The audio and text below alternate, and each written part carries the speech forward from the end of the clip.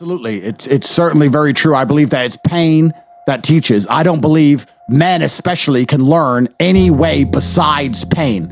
We talk about learning a lesson the easy way or the hard way, and I'll tell you something. We've all been offered chances to learn a lesson the easy way our entire lives. And guess what? We didn't learn anything, and we kept doing it. You could see it with its natural intrinsic inside of men. You'll see a man drive a car too fast and almost crash 100 times, and he won't learn his lesson until he's crashed that car. We only learn things the hard way. It's only pain that can teach a man. Every single time something bad happens to me, that's how I see it. I see it as God teaching me to make me more wise, more formidable, a more capable opponent. And that's how you have to approach life. Otherwise, how else can I make sense of all the things I've been through? And certainly I don't read very much. I don't study that often. Everything I talk about are just things I've learned from observation. And it's kind of interesting that the world's really not that complicated. The world's only ever been about one thing and always ever will be. It's about power. This is the truth about my message as a whole. God is going to test you, and he's going to see if you really are the man you say you are. It's easy to say you're a tough guy, then God's going to put you in a position where you get a chance to prove you're a tough guy. I didn't miss a single day's training. I did not miss a single day's push-ups in that cell. I wasn't too depressed to train. I wasn't too sad to train, too anxious to train, too frustrated to train. I trained endlessly every single day. And it's interesting you talk about movies because it's true.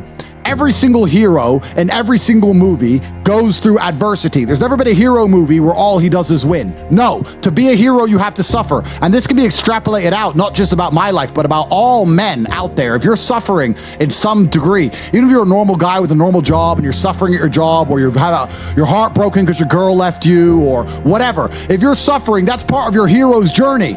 There is no hero's journey without suffering. If you have an easy life the whole way through, you never get to be a hero. That's the whole point of being a man, is that you're supposed to suffer. You're supposed to eat pain for breakfast. You're supposed to come and grow into a better version of yourself.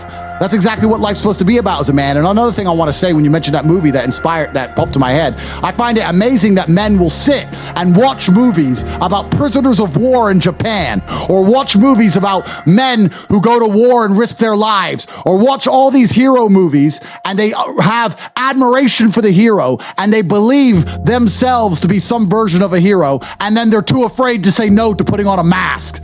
If you're not going to say no to putting on a mask, don't watch hero movies anymore, because you're certainly not a hero. You are one of the villains. You're not even one of the important villains. You're not even one of the villains with the name. You're the stupid little henchmen who get beaten up.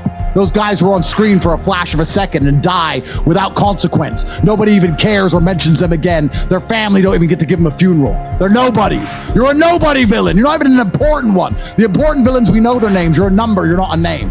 If you're going to watch superhero movies, don't put a mask on your fucking face. And if you want to be a superhero in life, you need to understand that for 80% of the movie, you're going to suffer. For 80% of the movie, you're going to lose. Watch any superhero movie. For 80% of the movie, it is nothing but pain and frustration and difficulty. And when your life is that way, you have a chance to grow into something fantastic, and you should thank God for every difficult thing he puts in your path. I believed in my heart it annoyed them.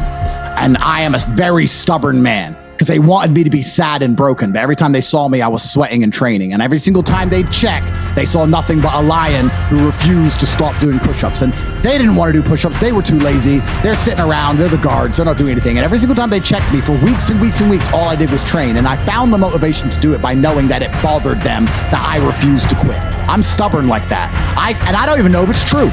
All I know is that I can adopt a mental model which makes me as competitive as possible, and I decided my push-ups bothered them, and they were the ones who were keeping me locked in a room, so I will do push-ups at them. I didn't do push-ups for me. I did push-ups at them endlessly. If I was awake, I was doing push-ups, or I was resting, preparing for my next set at them. Think about a superhero movie. A man is unfairly imprisoned in a Romanian jail cell and trains so hard he emerges stronger than ever before. That is a movie. You get to live a movie as a man if all you had was some balls. Even you, think about your movie. You're literally saving the world, predicting the future. Our movies, I'm the most Googled man alive. We are living movie scripts. Why? Because we have bravery. Most men sit there and wonder why they're depressed, because you don't get to live a movie. You're not the main character of anything. You're not even a secondary character in anyone else's movie. You're an unimportant nobody because you were afraid your entire life. You've lived like a coward your whole life. You are afraid of what might happen if you have some balls. And then you wonder why you're depressed. I'd be depressed if I was you. Of course, your life sucks. I'd rather go to jail as me than live free as you. Because when you're free, you can't even do anything. You can't go where you want, you're broke. You can't have sex, girls don't want you. You can't speak because no one listens. So what are you free to do? You're more in jail than I ever was. Most of these people who have lived with cowardice in an attempt to preserve their freedom aren't even free. And that's what they don't understand. They're enslaved worse than I ever have been or ever will be. My mind is free. I'm allowed to think what I want to think and say what I want to say. They have thoughts and they go, don't know if I should say that. They second guess themselves. They're their own worst enemy. Every single part of me is on my team. I have enemies who want me dead, fine. But every single part of me, my mind, my hands, my legs, every single part of me is on my team. My body doesn't second guess itself. My mind doesn't turn on itself. We don't break and self-sabotage. There's no civil wars inside of Andrew Tate. All of us against you, all of us. How do you expect to get to a destination when you don't know where you're going? Do you understand? I designed my dream life long ago, before I was known, before I had anything. And I worked very hard with a very concise, very detailed plan to ensure I ended up exactly where I wanted to be. And you're not going to end up where you want to be if you don't know where it is. So, for that reason, I want you to submit to me your dream life. I want you to be as detailed as possible. Do you have children? What house you're in? What your woman looks like? What's her personality like? Where did you meet her? What kind of person is she? What car do you drive? Who are your friends? Who are your network? What kind of men are you hanging around with? How are you making money? Are you known? Are you not known? What is your ideal job? How much money do you want to make a month? How much money do you have saved? You have to understand exactly what your dream life is. This is more than just an exercise in understanding how to become a successful person. This is an exercise in life.